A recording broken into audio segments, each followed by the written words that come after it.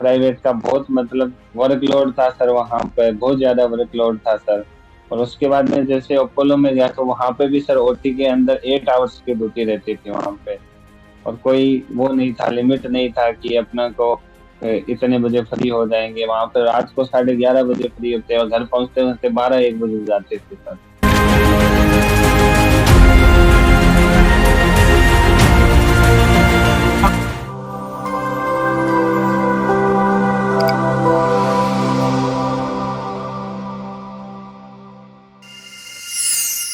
नमस्कार, एक बार फिर से आप सभी साथियों का हार्दिक स्वागत है मेरे अंदर डीएनसी के इस ऑनलाइन प्लेटफॉर्म में। Myself Bhoja Kalaria, assistant nursing superintendent AIIMS Patna. एक बार फिर से इंटरव्यू सेशंस में आप सभी का हार्दिक स्वागत और अभिनंदन करता हूं। आज हमारे साथ है एक ऐसे रैंकर्स जिनकी कहानी जानकर आपके अंदर भी जोश और जुनून आने वाला है, और जुनून इतना आने वाला है कि किस प्रकार से मेहनत की जाती है। एक प्राइवेट हॉस्पिटल में लगातार ड्यूटी के बाद भी, इतना बड़ा संघर्ष झेलने के बाद भी लगातार रैंक पे रैंक निकालना इनकी फितरत रही है। तो सबसे पहले तो बहुत बहुत बधाई और शुभकामनाएं सुनील जी। नमस्कार सर। बहुत बड़ा एक अचीवमेंट आपने हासिल किया है, और नोट सेट के अंदर भी आपने एक बहुत बड़ा रैंक को हासिल किया है। तो उस रैंक को पाने के बाद कैसा फील हो रहा है? सर बहुत अच्छा, ये सब आपका ही आशीर्वाद है सर, आपका ही सपोर्ट है, ये आपकी सपोर्ट के बिना तो पॉसिबल ही नहीं था सर। आज आपसे हम लोग बहुत सारी चर्चा करने वाले हैं, और इस इंटरव्यू के माध्यम से बहुत सारे बच्चों को बहुत सारी चीजें जानने का मौका मिलेगा। और आपके संघर्ष से बहुत सारे बच्चे ये सीखेंगे कि किस प्रकार से टॉप रैंक को हासिल किया जाता है। तो इस इंटरव्यू की शुरुआत करेंगे, और इस इंटरव्यू में आपसे बहुत सारे क्वेश्चंस पूछने वाले हैं। तो इस इंटरव्यू की जो शुरुआत है वो आपके अपने इंट्रोडक्शन से। जी sir, myself sir Sunil Kumar Siyag sir, from Rajasthan, Churu. Churu से सर। सर मैंने बीएससी नर्सिंग 2017 में पास आउट था सर। जैसे ही पास आउट हुआ सर, वही दोस्तों का था सर कि प्राइवेट में जॉब करना है। ये एक गवर्नमेंट की साइड से दिमाग में भी नहीं है उस टाइम। और हमने जैसे ही पास आउट हुआ और सर हम 3 दोस्त आके यहाँ पे दिल्ली में आ गए थे सर। और दिल्ली में मैक्स हॉस्पिटल में सर ज्वाइन किया 2017 में sir. Continue sir private job मतलब करते रहे 2020 तक, लास्ट तक सर, मतलब मान सकते हो 2021 सर। तो 2021 में सर मैंने प्राइवेट हॉस्पिटल मतलब मैक्स हॉस्पिटल को छोड़ा सर। कुछ टाइम का मतलब 1 महीना या 1.5 महीना का गैप लगने के बाद सर मैंने वापस ज्वाइन किया सर प्राइवेट अपोलो हॉस्पिटल। और वहां पर सर ओटी में काम किया 1 साल तक। और सर जैसे ही वहां पे 1 साल किया, फिर सर मेरे को ऐसा हुआ कि ये प्राइवेट का बहुत मतलब वर्कलोड था सर, वहां पे बहुत ज्यादा वर्कलोड था सर। और वो छोड़ के कि अब तो कोई गवर्नमेंट का जॉब करना है, अब एक बार ट्राई करके देखते हैं कि अपनी किस्मत में है ओके, या नहीं। थोड़ा सा मैं यहाँ पे रोकना चाहूंगा आपको, और मैं आपसे ये पूछना चाहूंगा कि 17 से लेके आपने 22 तक, 5 साल तक आपने गवर्नमेंट के अंदर हॉस्पिटल्स के अंदर काम किया। तो ये एक बहुत बड़ी झंडी रही है प्राइवेट हॉस्पिटल्स के अंदर जो रहा है, कि प्राइवेट हॉस्पिटल में आपने लगातार काम किया, काम किया, काम किया। तो मन में कैसे विचार आया कि यार ये प्राइवेट से अब झंझट मुक्ति पाई जाए और सर गवर्नमेंट की प्राइवेट में तैयारी की जाए? इतना वर्कलोड है सर कि ड्यूटी के साथ मतलब इतना ड्यूटी करना पड़ता है आपको वहां पे सर। और इतना मतलब ऐसा था कि अब तो गवर्नमेंट में नहीं करना है, प्राइवेट में तो मतलब बहुत वर्कलोड था सर। यहाँ पे मैक्स में मैंने टीएल ड्यूटी करता था सर यहाँ पे। और तो आईसीयू के अंदर सर 50 बेडेड पे मतलब 50 बेडेड के ऊपर मैं टीएल ड्यूटी करता था सर। और उसके बाद में जैसे अपोलो में गया तो वहां पे भी सर ओटी के अंदर 8 आवर्स की ड्यूटी रहती थी वहां पे। और कोई वो नहीं था, लिमिट नहीं था कि अपना को इतने बजे फ्री हो जाएंगे। वहां पे रात को 11:30 बजे फ्री होते और घर पहुंचते पहुंचते 12-1 बजे जाते थे सर। ओके। शोषण का मतलब अत्याचार कहे तो ठीक रहेगा, या ये अत्याचार हाँ वर्ड हाँ, ठीक यही रहेगा यहाँ पे? यही बोल प्राइवेट के सकते द्वारा हो सर, आपके ऊपर बहुत ही पूरा अत्याचार शोषण। और शोषण किया जा रहा था। जी सर। ओके, उसके बाद आपने जो तैयारी का सिलसिला बनाया कि हाँ यार अब इतना शोषण हो रहा है, ये झेला नहीं जा रहा है, और उसके बाद आपने तैयारी की जो राह बनाई कि यार मुझे अब तैयारी करनी चाहिए। तो सबसे पहले जो शुरुआत है, वो तैयारी की शुरुआत हॉस्पिटल से ही कर दी, या हॉस्पिटल छोड़ने के बाद आपने ठाना? नहीं सर, मैं हॉस्पिटल में ही वहां पर ओटी में था तो कुछ थोड़ा टाइम मिल जाता था सर। रात को 12-1 बजे आने के बाद थोड़ा मेरे अंदर जुनून था कि अब गवर्नमेंट में जाना है, तो मैं सुबह सर रात को 1 बजे सो के सुबह 5 बजे 5:30 बजे उठ के फिर अपना थोड़ा तैयारी करता था। और सुबह 10 बजे 11 बजे तक करके फिर वापस ड्यूटी जाना। तो ये मतलब स्टार्ट वहां से किया था सर, पर कुछ टाइम मतलब महीना 1.5 महीने बाद ऐसे लगा कि इतने से तो नहीं हो पाएगा, अपना 100% ही देना है। तो मैं सर वहां पे फिर अपोलो हॉस्पिटल में रिजाइन भी नहीं किया, वहां से अब्सकॉन्ड हुआ था सर। जैसे एब्सकॉन्ड वर्ड मरीजों के लिए इस्तेमाल किया जाता है, लेकिन आज आपने खुद के लिए भी एब्सकॉन्ड वर्ड यूज किया है कि मैं तो वहां से बिना रिजाइन दिए हुए एब्सकॉन्ड हो गया, कि बिना भैया रिजाइन रिजाइन किए हुआ देने था। में बड़ा टाइम लगता है, और आपने सोचा एब्सकॉन्ड हो जाया जाए और बस आगे जाके देखा जाएगा कि अब तैयारी करनी है। तो कभी जी ऐसा विचार नहीं आया कि यार इतने साल, 5 साल तक लगातार प्राइवेट की जॉब किए, खर्चे पानी के पैसे कहाँ से आएंगे, किस प्रकार से तैयारी की जाएगी, अब रूम का किराया भी खुद की जेब से भरना पड़ेगा। तो ये सारे विचार और इन विचारों से आगे बढ़कर आपने किस प्रकार से आगे की जर्नी कंटिन्यू की? सर जैसे ही मैं ये दिमाग में आया कि अब मेरे को अब्सकॉन्ड होना है, तो मैं सबसे पहले सर पापा को कॉल किया सर, और उनको मैंने पूछा कि मैं ऐसा प्लान कर रहा हूँ, तो आपकी क्या राय है। तो उन्होंने बोला यार तू सोच रहा है तो बहुत अच्छा सोच रहा है, ये तेरे ऊपर डिपेंड करता है कि तू कितना कर पाएगा। कोई फर्क नहीं पड़ता कि तू कर तैयारी में, तेरे को जो करना है कर, खर्चे पानी की कोई टेंशन नहीं है। तो उन्होंने मेरे को उस पहले दिन से इतना सपोर्ट किया सर कि वो है कि तू तैयारी कर, जो होगा वो देखा जाएगा। तो मेरे अंदर भी ये था कि सर अब तो गवर्नमेंट में ही लगना ही है, कुछ भी हो जाए सर, और सेंट्रल गवर्नमेंट का ही करना है। ओके गुड, एक जुनून पाल लिया था और फादर साहब की बहुत ही बड़ा सपोर्ट रहा है। और मैं इस इंटरव्यू के हाँ माध्यम से, अगर आप फादर साहब इस इंटरव्यू को देखेंगे, तो मैं यहाँ से उनको सैल्यूट करना चाहता हूँ कि ऐसे पिताजी हर एक बच्चे को मिले जो हर बच्चे को सपोर्ट करे कि हाँ, जो तुम्हारे दिल में जो तमन्ना है, जुनून है और जोश है, उसको कंप्लीट करो। तो ये फादर साहब की बहुत तमन्ना थी और वो आपने कंप्लीट भी करके दिखाया, और फादर साहब का सपोर्ट भी रहा है। अब मैं आपसे ये जानना चाह रहा हूँ, 2022 जो आपने बताया कि मैंने हॉस्पिटल को एब्सकॉन्ड होकर मैंने छोड़ दिया, नॉर्थ से 2022 आया होगा, तो क्या आपने अटेम्प्ट किया था? जी सर, मैं मार्च से मतलब प्रॉपर स्टार्ट किया था अपना कि 100% दे सकूं। मार्च भी एंड हो गया था, अप्रैल से स्टार्ट किया था। मार्च का जैसे हुआ तो अप्रैल से मैंने स्टार्ट किया, और अप्रैल से अपना छोरी में ही लगा था सर। उस टाइम मैं ये बोलो कि 5 साल का गैप लग गया, तो मेरा छोरी तो नील बटा जीरो था सर। तो मैं अपना छोरी स्टार्ट किया जैसे ही 17 सितंबर को ये नो सेट था सर 2022 का। तो जैसे डेट आई तो ऑलमोस्ट मेरी थ्योरी एक बार कंप्लीट हुई थी सर, और मैं उस थ्योरी को पढ़ के एग्जाम देने गया था सर फिर। तो वहां पे मेरी रैंक सर 4000 समथिंग आई थी। तो मतलब कुल मिला के वहां पे भी एक सफलता तो नहीं मिली। आपने चलता 2022 के नहीं। अंदर एग्जाम दिया और सफलता नहीं मिली, तो दिल में नहीं आया कि यार कहीं डिसीजन गलत तो नहीं हो गया कि प्राइवेट हॉस्पिटल छोड़ के सिलेक्शन से नहीं हो रहा है, एक 2022 का हमने जो टारगेट बनाया था वो पूरा नहीं हुआ, तो दिल में ऐसा गिल्ट फील नहीं हुआ कि यार वापस से ज्वाइन कर ले जाए?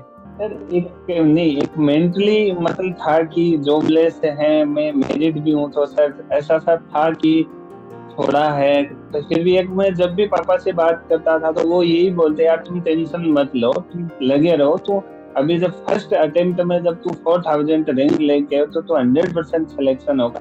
और जैसे ही रिजल्ट आया उसी दिन मैं सर आपको कॉल किया था सर। तो आपने मेरे को सारा ये बताया कि जितना रैंक है पर नेक्स्ट तेरा 2023 में 100% सिलेक्शन है। उस दिन मेरे अंदर सर बहुत मतलब क्या बताऊं, मैं उसी दिन से अपना जो कि अब तो सिलेक्शन और वो भी रैंक के साथ सिलेक्शन निकालूंगा। तो मैं रिजल्ट आया उसके बीच में भी मैंने कोई या एग्जाम हुई तो गैप नहीं दिया सर, कि वहां पे भी कि मैं अपने एग्जाम दे के फ्री बैठ गया कि अब मुझे नहीं मैं एग्जाम देने के नेक्स्ट डे भी सर अपना स्टडी एटलीस्ट 6 आवर तो मैं करता ही था सर। ओके मुझे आपका जो कॉल आया था वो तो इतना याद नहीं रहा, लेकिन मुझे इतना जरूर याद है कि जब भी मैं एक मैसेज डालता था जिसका नाम था रात्रिचर, और रात्रिचर जो ही मैसेज डालता था तो सबसे पहला रिप्लाई आपका आता था कि सर ये सुनील सियाग रात्रिचर अभी भी जाग रहा है, और आने वाले समय में जो आपने बोला है वो 100% करके दिखाएगा। और वो रात्रिचर इतना, मैं जब मैसेज डालता था और सबसे पहला मैसेज मैं बोलूंगा टॉप 1 रात्रिचर आप ही थे, जो कन फटाक से रिप्लाई आता था, और मेरे दिमाग में आपकी एक बिल्कुल फिक्स बन गई थी कि हाँ भाई ये रात्रिचर तो बिल्कुल हमारा फिक्स ही है। और वहां से बिल्कुल मैं आपको अच्छे से जानने लग गया था और रात्रिचर ही नाम आपका रख दिया था। तो ये रात्रिचर की कहानी आप हमेशा क्या रात में ही पढ़ते थे? सर नाइट का ही रखा था मैं एटलीस्ट सर, मतलब ज्यादातर। और रात को भी मैं लाइब्रेरी में रहता था, 24 आवर्स लाइब्रेरी था, मालवीय नगर न्यू दिल्ली सर, वहां पे रहता था। और रात को सर मैं जैसे ही 2 बजे थोड़ा सा थकान महसूस होता, तो मैं अपना टेलीग्राम फोन करके देखता सर। वहां पे अपना जो टीएनसी का रैंक भी मिलता था और ये भी मैसेज मिलता था कि रात्रि चेक, और मैं उसका रिप्लाई करता था। फिर सर आपका भी ऐसा था कि जो कोचिंग वाले इतना मतलब रात को लेट तक जग रहे हैं, तो हम क्यों नहीं जग सकते थे, हम क्यों पढ़ाई नहीं कर सकते थे। और सर आप कुछ जैसे भी कुछ थोड़ा सा भी मेरे को होता है कि अब क्या करना चाहिए, तो मैं आपसे बात करता, और आप इतना सपोर्ट करते थे उसके लिए कि जो भी टिप्स बताना कि नहीं ये ऐसे करना है ऐसे करना है, तो उसके लिए मैं फिर ऐसे होता कि 2 घंटा और पढ़ के जाऊंगा, तो मैं 4 बजे तक 5 बजे तक फिर आता था सर। ओके, बहुत ही अच्छी बात है। और आप लगातार मेहनत करते गए और इस सफलता आपके कदम चूम रही थी। आज भी मुझे याद है कि आपका एक और सिलेक्शन हुआ था, और वो सिलेक्शन आप मैं जानना चाहूंगा कि आपने बोला था कि सर सिलेक्शन नहीं हो रहे हैं, मैंने बोला कंटिन्यूटी बनाए रखें, 101% लिख के दे सकता हूँ कि रात्रि चर का सिलेक्शन होना ही होना है। और सबसे पहला सिलेक्शन कहाँ पर हुआ है, इस इंटरव्यू के माध्यम से बताएंगे? सर ये जो नोट सेट ये 2023 का हुआ था, इससे पहले सर यूपीएमएस का एग्जाम हुआ था सर। तो वही रात्रिचर वाला था। एक दिन मैंने आपसे बात किया कि सर ऐसा सा है कि बहुत टाइम हो गया, सिलेक्शन नहीं हो रहा, तो आपके फर्स्ट वर्ड्स यही थे कि रैंकर बनेगा और रैंक निकालेगा तो कंटिन्यूटी रख। तो मैं सर वो यूपीएमएस का पेपर दिया था, वहां पे मेरी 42 रैंक थी सर। तो वो सिलेक्शन होने के बाद सर ये नोट सेट का जो फर्स्ट हुआ था ये, तो उसमें मेरी 1722 रैंक थी। तो उस दिन भी मैं आपसे ही बात किया, तो आपने बोला कि 22 हटा दो और 17 वाली रैंक मिलेगी इस बार, जो नेक्स्ट नोट सेट होगा था। गुड गुड, मुझे याद है आपका 1722 प्रीलिम्स का बता रहे थे कि प्रीलिम्स के अंदर एवरेज रैंक आया था 1722, और मैंने बोला ये दोनों में से एक आंकड़ा फिक्स कर लो। नहीं नहीं सर, ये नोट सेट हुआ था, इससे पहले नोट सेट जो हुआ था अप्रैल मार्च में हुआ था 2023 सॉरी, का अप्रैल सर, वाला। जिसमें क्वालिफाई भी नहीं हुए थे कैंडिडेट, वो उसमें मेरी 1722 रैंक थी सर। Good good good. वहां पे और सर वो ओबीसी के कैंडिडेट ज्यादा थे, इसलिए नहीं मिल पाया कोई भी। फिर ये उसके जो बाद जून क्या वाला आपने हुआ। कंटिन्यूसली अपने आप को मेंटेन रखा और कंटिन्यूसली आप चलते गए। इट्स नॉट सेट जो 5.0, जो प्रीलिम्स और मेंस दो आंकड़ा, कितनी रैंक आई है? सर 188 रैंक है सर फाइनल, और दिल्ली एम्स मिल बहुत गया ही सर, अभी छुट्टी भी दिल्ली एम्स में सर, ओटी के अंदर।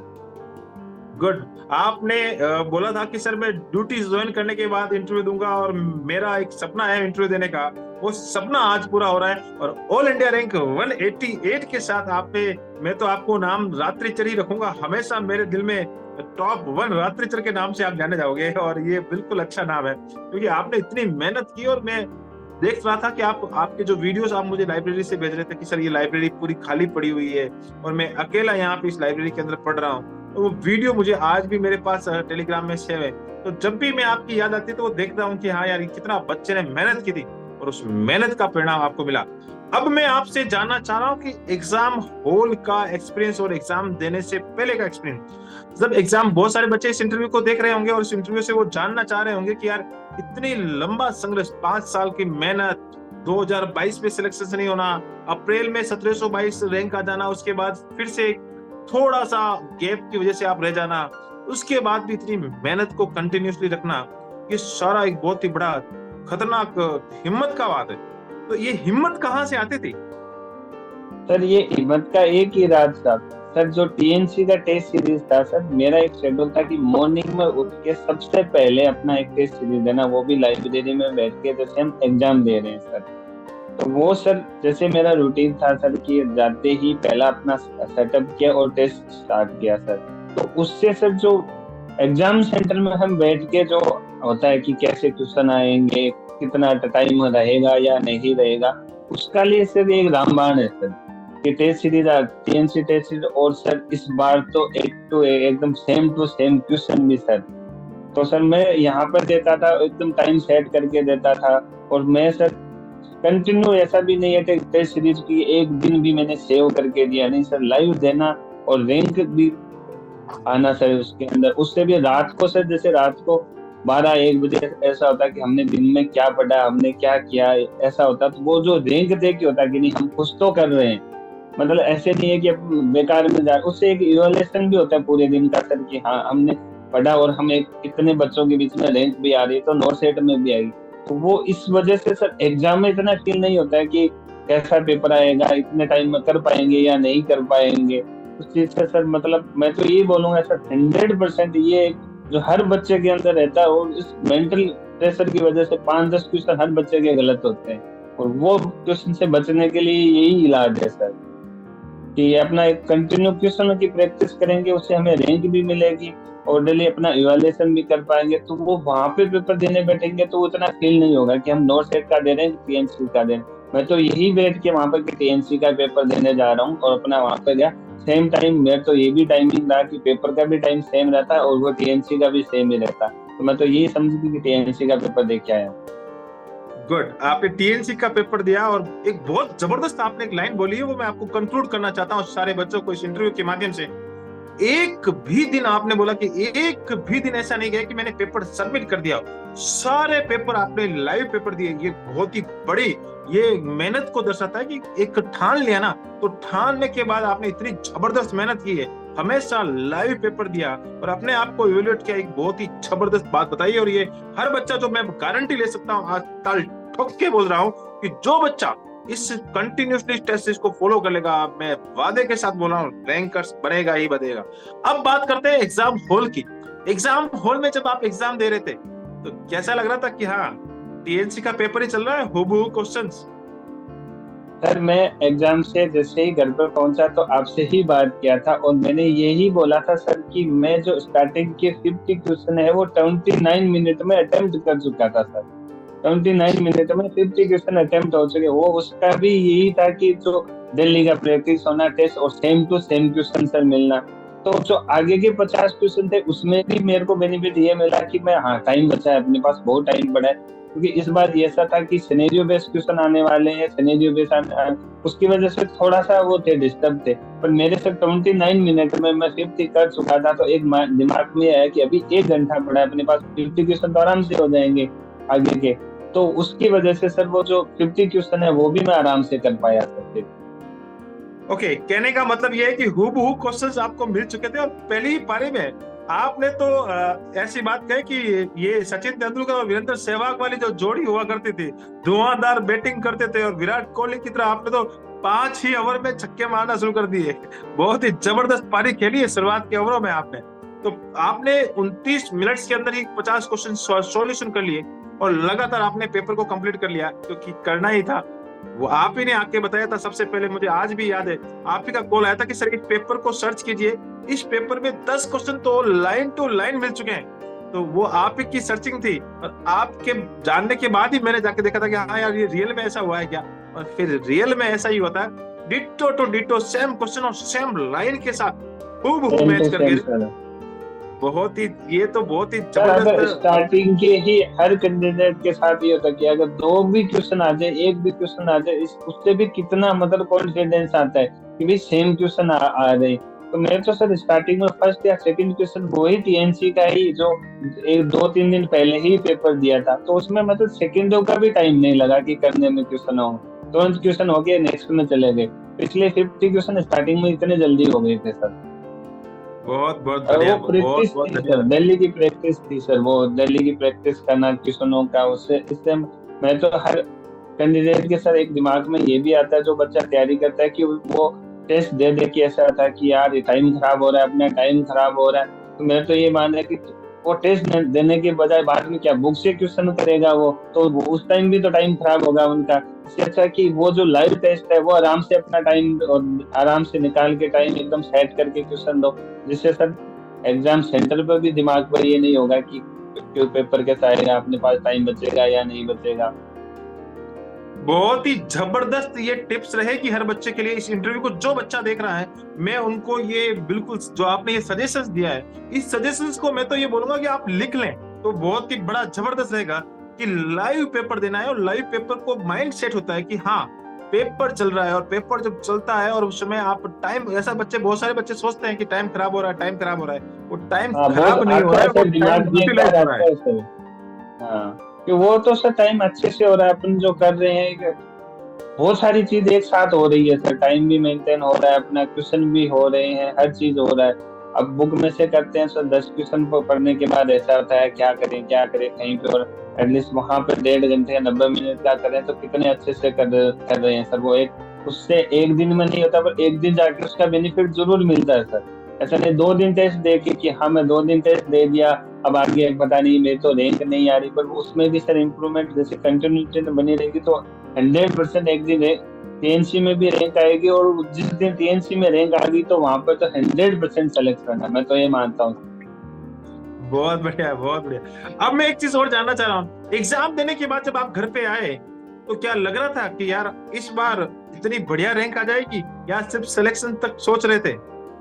सर मैं तो रैंक का तो नहीं बोल सकता, पर मेरे ये था कि इस बार मैं सिलेक्शन निकाल लूंगा सर, इतना कॉन्फिडेंस था। क्योंकि आके मैंने जैसे ही क्वेश्चन का ऐसे देखा तो मेरे को ऐसा है कि एक पेपर ऐसा था कि ऐसा उसमें क्वेश्चन मिले हैं, अपने टीएनसी के भी मिले हैं, तो ऐसा था कि मैं रैंक तो, और थोड़ा सा वो जो इससे पहले यूपीएमएस का भी हुआ था तो उसमें वो सब कुछ प्रोसेस हो रखा था, तो मेरे को इस बार नोट सेट का मतलब एम्स तो जरूर मिल जाएगा, कोई भी मिलो से।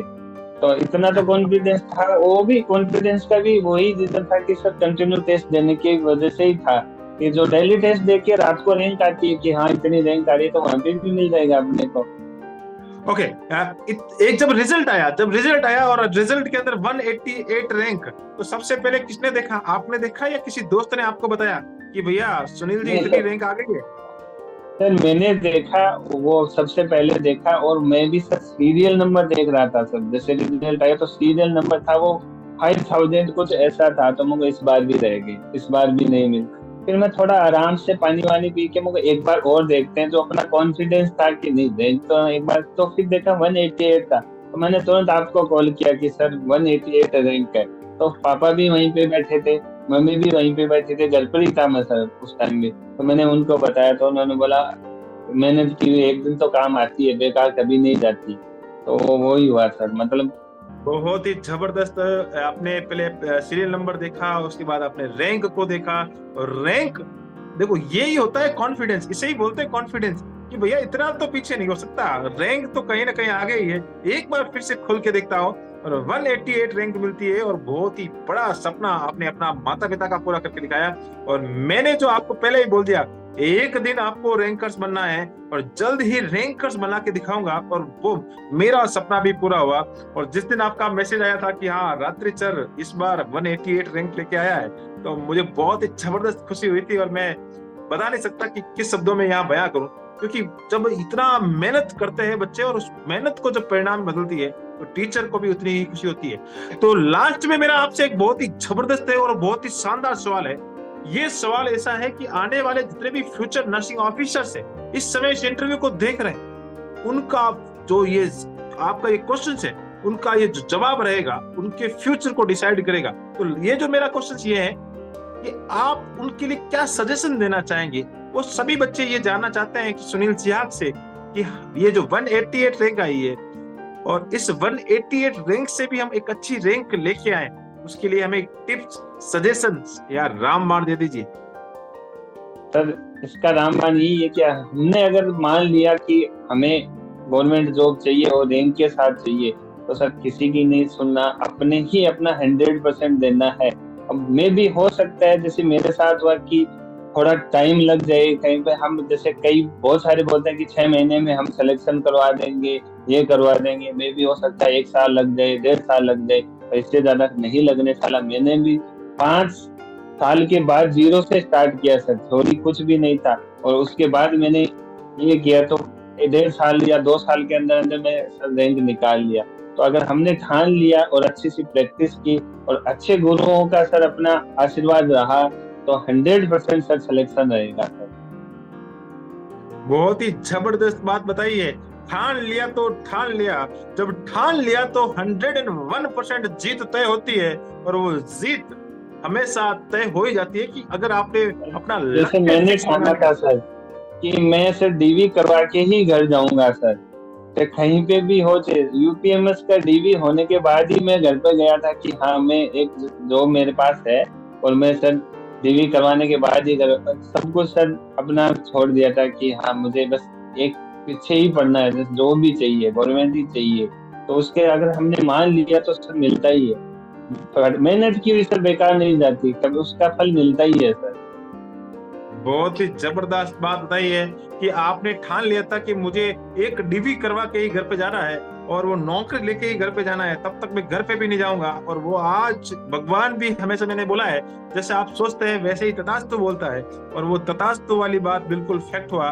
कंसिस्टेंसी के साथ आपने लगातार मेहनत की और रोजाना आपने लाइव पेपर दिए, लगातार आप हमेशा चलते गए। और मैं तो बोलूंगा मेरे प्रिय रात्रिचर, आप हमेशा कंटिन्यू रहे और जो टीएनसी ने बोला है उसको आपने कंप्लीट करके दिखाया और आपने मेहनत को चार चांद लगा दिया। तो इस इंटरव्यू सेशंस को आपने अटेंड किया, आपने अपने एक्सपीरियंस शेयर किए, उसके लिए बहुत बहुत धन्यवाद। आप हमेशा ऐसे ही अपना नाम, अपने माता पिता का नाम, जिस इंस्टीट्यूट से आपने नर्सिंग की है उस इंस्टीट्यूट का नाम, और जिस धरती से आते हैं उस धरती का नाम, और साथ ही साथ जितने भी गुरुजनों ने आपको यहाँ तक पहुंचाने में साथ दिया है उन सभी का नाम, और साथ ही साथ टीएनसी का नाम हमेशा रोशन करते रहे।